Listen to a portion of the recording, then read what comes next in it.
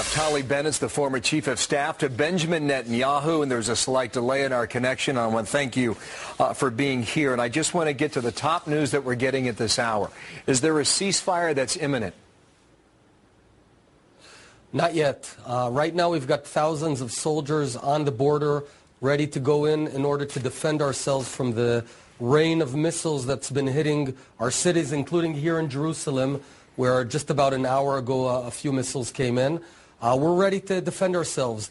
The only acceptable result of this situation is a total dismantle of the ability of Hamas to shoot more missiles on Israeli cities. What does it mean that Hillary Clinton is going to Jerusalem? I think that's good news. I think the main objective has to be to dismantle Hamas at the end of the day. In the longer term, we won't be able to have a terrorist regime next to us. Hamas is sort of a Al-Qaeda type organization.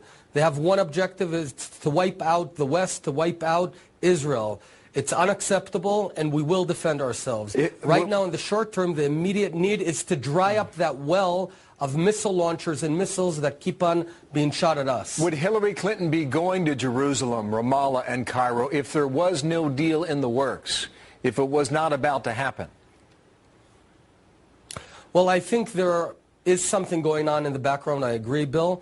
I think, though, that anything less of total ceasefire now and dismantling the ability to begin shooting on us 2 weeks from now is unacceptable. There's no point if just 2 or 3 weeks from now, again, they'll start shooting at us. I want to be very clear. 7 years ago, we handed over 100% of Gaza to the Palestinians, and they founded immediately an independent Al-Qaeda type state, a Hamas state, that immediately started shooting missiles on us then and to this very day. This all has to end. We cannot accept a terrorist regime next to us. A few hours ago, the leader of Hamas was speaking in Cairo. He says that Israel, and specifically Benjamin Netanyahu, is bluffing. What do you say to that? I think Benjamin Netanyahu is determined to protect us. I think the Hamas, who started without any provocation this whole big round, is killing its own children by hiding missile launchers within hospitals, within kindergartens. This is something unheard of. This is a new sinister tactic, and they're killing their own children in order to kill Israelis. We have to stop it. I hope and believe that Prime Minister Netanyahu will protect the Israeli nation. You have said several times in just this interview what the Israelis and Netanyahu want is to make sure that Hamas can no longer fire any of these missiles or rockets, be it Iranian-made or locally made in the Gaza Strip. At this point in the conflict, how close can you say that Israel has come to eliminating that threat?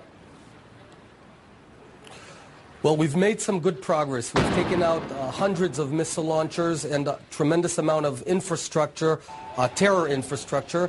Also, fortunately, the head of the terror organization was killed. However, that's not enough, because if we just pull out and have some sort of ceasefire, within a few days they'll get organized and begin shooting again. We either have to go in and clean it up or demand a dismantling of the Hamas. I just want to be a bit more specific on this answer. Are you 50% of the way there? Are you 75%? Are you 90% there? Well, here's the problem, Bill. I'd say we're 50% there, but they keep on importing new missile launchers and new missiles from Egypt. It comes through Iran, through Egypt, and then into Gaza Strip. If we don't create a buffer zone, if we don't put a wall there that stops the constant inflow of missiles, even if we've reached 50% the way, it'll be reversed, and it'll be as if we've done nothing. So we have to stop that influx of missile launchers and missiles into the Gaza Strip. All right, now, and on that point, and this is the last question I want to get to, and then we've got to get to some other news, especially as it relates to Libya, which I know is front and center in your mind as well. But is this not what Benjamin Netanyahu wanted in order to get the president of Egypt, newly crowned there, to take a position on the Gaza Strip and prevent further weapons and missiles from going into Gaza, and also to test your own Iron Dome system, a system that has already proven to be very successful? And at the same time, you show that Hamas has rockets in its possession that were made in Iran and that can fly 45 miles in the air and hit neighborhoods in Tel Aviv and Jerusalem, and then you get the U.S. president over the weekend supporting Israel publicly? Is that 4 for 4 or even 5 for 5 for Benjamin Netanyahu's strategy in this conflict? I think it's a very good achievement. I'm happy that President Obama supports us and is supporting the right side of this conflict, because there is right and wrong.